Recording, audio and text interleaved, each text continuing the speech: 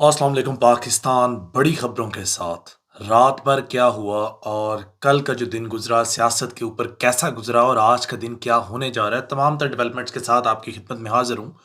मेरा नाम मलिक असलान नवान है और पिछले कुछ अर्सा से मैं आप तक खबरें पहुँचाने की जो जिम्मेदारी मुकम्मल तरीके से निभाने की कोशिश कर रहा हूँ बगैर वक्त ज़ाया किए। आपने देखा फवाद चौधरी साहब रिहा हुए, फिर उनको गिरफ्तार करने के लिए टीम आई, फिर वो भागे, कोर्ट में गए। अब यहाँ पर बड़े मज़े की बात है, लोग मीम्स बना रहे हैं। लोग मीम्स ये बना रहे हैं कि भाग गए, डर गए, ये वो दिस एंड दैट। जो एतलान अर्ज़ है, ये तो चलो भाग के कोर्ट में गए थे। बड़ी प्यारी तहरीर मैंने कहीं पे पढ़ी भी है ये बात और वही मैं कोट कर रहा हूँ। अच्छी बात है, कोट करनी चाहिए, लेकिन मुझे साहिल का उस बंदे का नाम नहीं ज़हन में आ रहा जिनकी तहरीर मेरी नज़रों से गुज़री है। ज़ाहिर बात है बहुत से लोगों ने कॉपी की होगी, तो I am not too sure ये क्रेडिट किसको मिलना चाहिए, लेकिन तहरीर बड़ी ज़बरदस्त लिखी है। सोशल मीडिया के एक सारिफ़ ने लिखा है कि जो लोग दवाई लेने गए थे, दवाई लेने जो मुल्क से भागे और आज तक वापस नहीं आए, ये कोर्ट में भाग कर जाना उससे कहीं बेहतर है। लेकिन एनीवेज़, आईजी इस्लामाबाद से रिकॉर्ड तलब किया गया है। ज़ाती हैसियत में पेश होने का आज ऑर्डर है और ना सिर्फ ये बल्कि फवाद चौधरी साहब को किसी भी कीमत की गिरफ्तारी से मना किया गया। अलबत्ता फवाद चौधरी साहब का भी बहुत प्यारा स्टांस सामने आया। अब फवाद चौधरी साहब ने कहा है कि बिल्कुल जिन लोगों ने तोड़-फोड़ की है वो ज़िम्मेदारान होंगे और उनको पाबंद सलासिल होना चाहिए। वो तहरीक इंसाफ के हों या पीडीएम के हों या किसी के भी हों, और इसमें कोई दो राय नहीं होती। मैं पर्सनली ये समझता हूँ कि अ, एक लिमिट से ज़्यादा तजावुज़ करना एक बड़ी बारीक लाइन है, एक बड़ी फाइन लाइन है।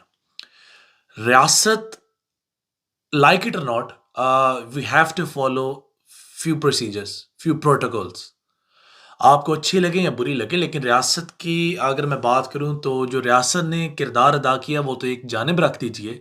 रियासत जो ठहरी, माँ के पास सारे इख्तियारात हैं, बेटे को सौतेला समझे या अपना समझे, इस पे कोई बहस नहीं की जा सकती, लेकिन माँ के साथ कुछ सलूक हैं जो नहीं किए जा सकते।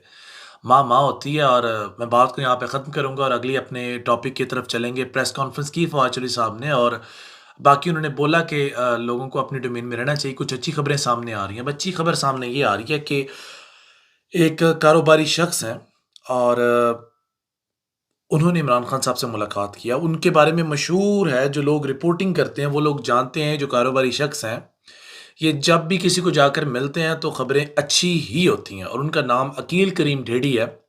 ज़मात पर पहुँचे, इमरान खान साहब से मुलाकात हुई और इससे कबल जो मुज़ाकरात हुए हैं वो क्या हुए हैं वो कोई नहीं जानता, लेकिन ये मुलाकात एक खुश आइन थी और इमरान खान साहब के एक बहुत बड़ा बयान भी सामने आया। उन्होंने बोला कि ये 2-3 हफ्तों की बात है, इसके बाद इंशाल्लाह मामला बेहतर हो जाएँगे और उन्होंने अपने जलसों का तसलसल जो मैंने अपने लाइव सेशन में डिस्कस किया था, उसको प्रॉपर कैरी ऑन करते हुए आज के दिन से वो अपने जलसे का आगाज़ करने जा रहे हैं। उन्होंने अपने कारकुनान को बोला है कि आप गिरफ्तारियों से बचें। गिरफ्तारियों से ना सिर्फ बचें बल्कि आप अपने आप को 2 ढाई वीक के लिए महफूज करें। जब मैं कॉल का कहूँ तो कॉल पे आएँ। आज के दिन इमरान खान साहब अपना लाहे-अमल देने जा रहे हैं और आज ही के दिन बहुत ज़्यादा अहम पेशरफ्त पकड़-धकड़ की एक नई लहर भी शुरू होने जा रही है। अगर मैं बात करूँ इमरान खान साहब के जलसे की, तो वो यकीनन एक रिमार्केबल जलसा साबित होने जा रहा है और मुरीद के को जो जलसा है वो बताएँगे कि इनका लाहे-अमल क्या है, आगे इनको किस तरह चलना है। और उन्होंने क्लियरली बोला है, आज तकरीबन तमाम तर जो पीटीआई के कैंडिडेट्स हैं, जो डिस्ट्रिक्ट शेखपुरा में आते हैं और सराउंडिंग से आते हैं, उन तमाम ने मीटिंग की और मीटिंग के बाद ये बात फाइनली तय पाई कि आज by all means they will be doing their जलसा इन मुरीद के। तो अब देखना ये है कि पकड़-धकड़ का ये सिलसिला थमता है कि मज़ीद तेज़ होगा, ये तो एक जानिब छोड़ दीजिए। बाकी यूएई से भी एम्बेसडर आए हैं, सऊदी अरब के भी कुछ एम्बेसडर्स आए हैं, उन्होंने मुलाकातें की हैं। मुलाकातों के नताइज क्या होंगे? क्या इमरान खान साहब ने जो बात की है, वो दुरुस्त होने साबित जा रही है, या फिर जो कौमी सलामती का एक इजलास बुलाया गया, उसके अंदर भी बड़ी खतरनाक बातें की गई। कुछ चीज़ों से तो मैं एग्री करता हूँ। एग्री मैं इस बात से करता हूँ कि किसी भी कीमत पर ना सिर्फ रियासती तनसीबात को, फ़ौजी तनसीबात को, रियासती इमलाक को, बल्कि आम आवाम की जो इमलाक हैं, जो गाड़ियाँ हैं, जो घर हैं, जो उनके दफ़ातर हैं, उनको भी किसी भी किस्म का नुकसान नहीं पहुँचाने चाहिए। वो पीडीएम हो, पीटीआई हो या कोई भी हो। रियासत रियासत होती है और रियासत के अंदर रहने वाले बाशिंदों को तमाम तर को इक्वल राइट्स दस्तयाब है। फॉर एग्जाम्पल, अगर मैं जलसे में नहीं जा रहा या मैं धरने में नहीं जा रहा और मैं रोड के ऊपर हूँ, अगर मेरी ज़ाती इमलाक को कोई नुकसान पहुँचाए तो उसका मुदावा किससे करवाया जाए? ये एक बड़ी अच्छी बात है। लेकिन अब जो पकड़-धकड़ का सिलसिला होने जा रहा है वो किस तहत में होगा? देखें, احتجاج کے دوران پرتشدد واقعات کے خلاف آرمی ایکٹ کے تحت درج 2 مقدمات میں عمران خان صاحب کو مزید دھر لیا گیا ہے اور ان میں نامزد ملزمان میں شامل کر لیا گیا ہے۔ اب دنیا نیوز کے مطابق میں بات کروں گا کہ جناح ہاؤس لاہور اور اسکری ٹاور پر ہونے والے حملوں کے خلاف دائر مقدمات میں دہشت گردی سمیت پاک آرمی کے خلاف نعرے بازی اور غداری سمیت دیگر 19 مختلف دفعات شامل کی گئی ہیں۔ دونوں مقدمات میں P T I chairman Imran Khan, Shah Mahmood Qureshi, Asad Umar, Mahmood Rasheed, Yasmin Rashid, Hammad Azhar, Ejaz Chaudhry, Sarfraz Cheema, Murad Saeed اور سمیت 50 سے زائد ملزمان اور نامعلوم افراد کو نامزد کیا گیا۔ آرمی ایکٹ کے تحت مقدمات درج ہونے پر پولیس کی تفتیشی ٹیم ملزمان کو پاک فوج کے حوالے کر دے گی۔ اب یہاں سے ریلیٹڈ اور بھی بڑی اہم باتیں ثابت ہوئی ہیں، کیونکہ ابھی قومی سلامتی کمیٹی کا اجلاس ہوا ہے، اس کے اندر ایک بیانیہ بنایا گیا۔ اب وہ وزیر اعظم شہباز شریف صاحب کی صدارت میں قومی سلامتی کا اجلاس ہوا اور جس میں وفاقی وزراء، chairman joint of chief of staff committee, تینوں سروسز چیف، سلامتی سے متعلق اداروں کے سربراہان اور دیگر اعلیٰ حکام نے شرکت کی۔ اب اجلاس میں جو اعلامیہ ہے وہ کیا ہے؟ ملک میں تشدد اور شرپسندی کی کسی صورت میں برداشت نہیں کی جائے گی۔ بہت اچھی بات ہے، زیرو ٹالرنس، لیکن یہ سب کے لیے ہو تو بہت مناسب ہوگا۔ یہ نہیں کہ ایک کے لیے واٹر کیننز اور دوسروں کے لیے پانی کی سبیلیں سرکاری طور پر آ جائیں۔ اگر پتہ نہیں کیوں مجھے سمجھ نہیں آتی، میری معذرت، تاخیری معذرت اگر میری کوئی بات آؤٹ آف دی لائن چلی جائے، لیکن میرا مطلب قطعاً بھی اسٹیٹ کے اگینسٹ نہیں ہوگا۔ میرا صرف ایک سوال ہے، کیا قانون، ایک طرح کے قانون کو دو طریقوں سے توڑا جائے یا دو لوگ توڑیں ایک ہی قانون کو ایک ہی طریقے سے، تو ایک کے لیے سزا اور ایک کے لیے جزا کیوں؟ یہ میری درخواست ہے، اگر اس پہ کوئی میری رہنمائی فرما دے تو مہربانی ہو جائے گی، تاکہ مجھے بھی سمجھ میں آ جائے مجھے کس کیٹیگری میں فال کرنا ہے۔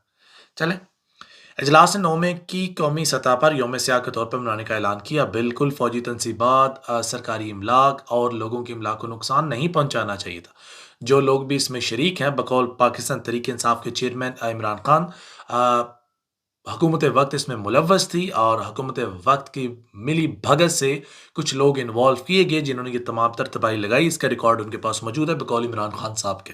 چلیں، شرکا نے عزم کا اعادہ کیا کہ فوجی تنصیبات اور عوامی املاک کی حرمت و وقار کی کوئی خلاف ورزی بالکل برداشت نہیں کی جائے گی۔ اجلاس نے آئین کے مطابق متعلقہ قوانین بشمول پاکستان آرمی ایکٹ اور آفیشل سیکرٹ ایکٹ کے تحت ٹرائل کے ذریعے شرپسندوں، منصوبہ سازوں، اشتعال پر اکسانے والوں اور ان کی سہولت کاروں کے خلاف مقدمہ درج کر کے انصاف کے کٹہرے میں لانے کے فیصلے۔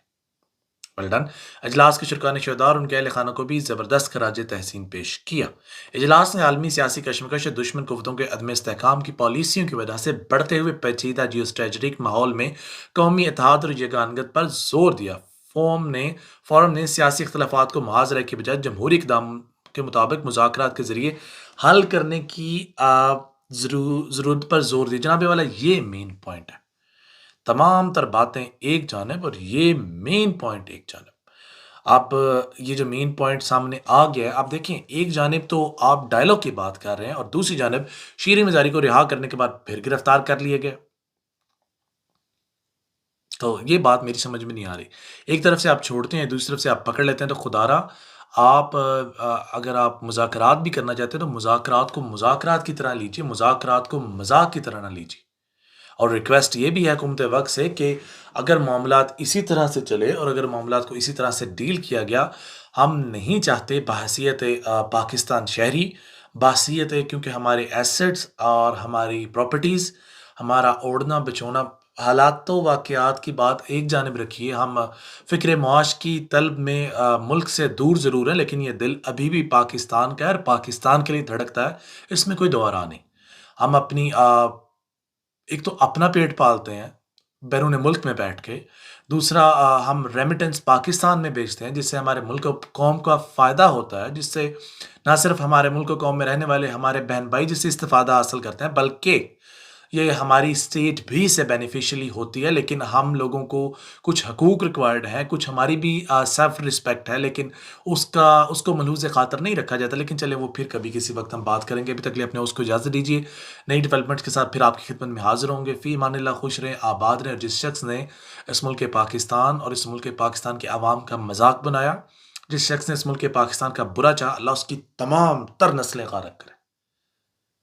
آمین بولیں چاہے وہ پی ڈی ایم سے ہوں یا پی ٹی آئی سے ہوں، یہ کسی کے لیے اسپیسیفک نہیں ہے، یہ ہر اس شخص کے لیے جو اس ملک پاکستان کا بھلا چاہتا ہے، وہ چاہے کسی ادارے سے ہے، وہ چاہے کسی پارٹی سے ہے، وہ چاہے کسی اسکول سے ہے، کالج سے ہے، کسی بھی ادارے سے ہے۔